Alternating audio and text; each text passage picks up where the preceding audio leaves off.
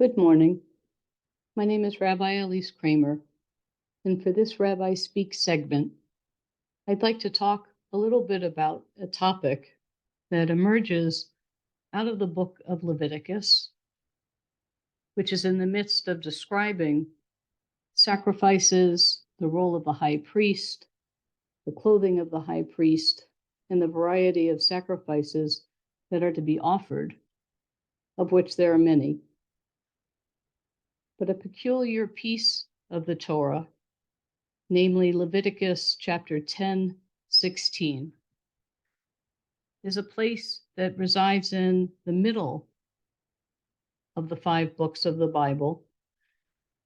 And one of the phrases, darosh daresh, and you will interpret, or verily interpret, or you shall for sure be offering multiple interpretations from the word darash, lidrosh, otherwise known as digging for deeper, and are multiple interpretations that are found within the biblical text. I want to spend our time together talking a little bit about the importance of interpreting the biblical text, as well as the importance of holding multiple opinions and multiple interpretations in the vessel that we would call Jewish tradition. Darosh Daresh is asking us to dig for deeper and multiple interpretations anytime that we approach our text. Given the society in which we're living in today, where voices are loud and often misunderstood and or unheard, I want to offer a piece of wisdom from the Jewish tradition that asks the question, what can we learn from a tapestry of voices rather than a singular interpretation? Many people are under the impression that through the centuries, Judaism has remained essentially the Judaism of the Bible. While the Bible, or Tanakh, contains the foundational documents of Judaism, it's the Talmud, which incorporates the teachings of generations of rabbinic scholars, which forms Judaism's center. Though the Talmud consists of many volumes, its pages all have the same distinctive configuration, a core text which sits at the center of the page and is surrounded by a number of commentaries.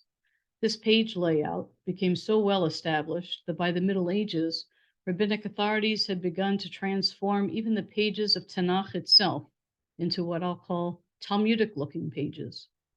The rabbis placed the biblical text in the center of a page and surrounded it, if you will, with an ever-growing array of commentaries that spanned hundreds of years in a variety of geographical locations.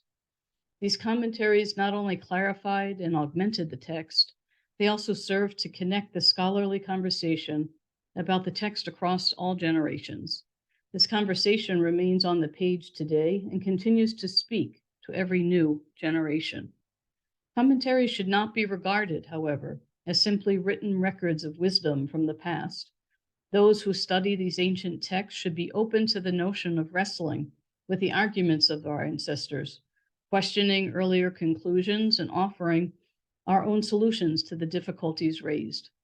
By joining in this age-old conversation, today's students and teachers become part of the ongoing process of textual interpretation.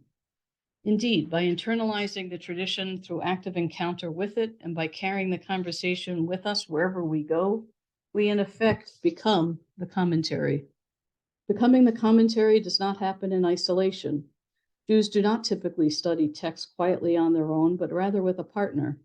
The practice of studying with a partner or as a member of a small group, in a sense, mirrors the structure of the pages of the Talmud and the Talmudic pages of the Tanakh, with their tapestry of voices that speak to one another in agreement and disagreement. The very word Talmud contains within its meaning a preference for discussion and debate over solitary study. As in other Semitic languages, the roots of most Hebrew verbs consist of 3 letters. Nouns associated by meaning with a particular verb also contain this verbal root. The root from which Talmud derives, LMD, or Lamed Mem Daled, the verbal form of this root means to study, to learn, or teach. The root meaning anticipates a response to the act of studying by pressing the student to achieve understanding, at least in part, also through listening. To listen, one needs to hear other voices. Two voices that we know from the Babylonian Talmud in the section called Shabbat 88b are instructive here. Rabbi Yochanan said, "Every single word that went forth from the Omnipotent was split up into 70 languages." The school of Rabbi Ishmael taught, on the other hand, and like a hammer that breaks the rock into pieces, just as a hammer is divided into many sparks, so too every single word that went forth from the Holy One, blessed be He, split up into 70 languages. Rabbi Yochanan and the school of Rabbi Ishmael make the same point here. God's revelation was given to all humanity. 70 is the traditional number of all human languages. The image of the sparks given off when the hammer strikes the rock suggests that insights into the nature of God's revelation are many and varied. These sparks are sacred fragments of revelation that one person studying alone cannot hope to gather into something whole or complete by themselves. Regardless of the religious tradition to which we belong, we need the help of other people, along with the wisdom of our ancestors, to gather up the fragments, if you will, of revelation and put them together. We learn more in an exchange with others, even heated exchange at times, than we could ever learn on our own. And though it often goes against the grain of human nature, we learn more when we ourselves are silent at times and listen attentively to a tapestry of voices, the multiple conversations that began many generations ago and continue in our own day. A colleague of mine, Rabbi Jill Hammer, writes in her books, Sisters at Sinai, New Tales of Biblical Women, Philadelphia, the Jewish Publication Society, book published 2001. Rabbi Hammer notes, in the very middle of Torah are two words, darosh, darash, he shall surely seek. The context is a priestly rite, but the context, as any rabbinic midrash will assert, is also at times unimportant, since every verse of the Torah applies to every other verse, every time and every place. Midrash, the creative interpretation of the Torah, invented by the sages and carried on in various forms to the present day, comes from the same root as these words, darosh, darash, and also means seeking. I have come to seek and interpret the words that are at the heart of the Torah to be then a positive commandment. Make midrash, make interpretations, tell the story a different way, reveal something new. The vast realm of interpretation is already hidden in the Torah, and it's up to us then to find it. A midrash on the revelation at Mount Sinai teaches that every individual heard God's revealed word in a different way. And perhaps one of the implications of this is that each individual has a unique interpretation to add to the whole.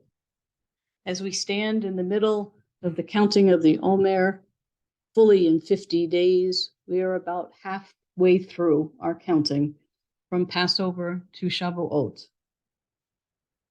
I wish you the idea that stems from both ancient and contemporary Jewish reflections to focus on meanings of Midrash and the meanings that we make in our lives moving forward in our journey.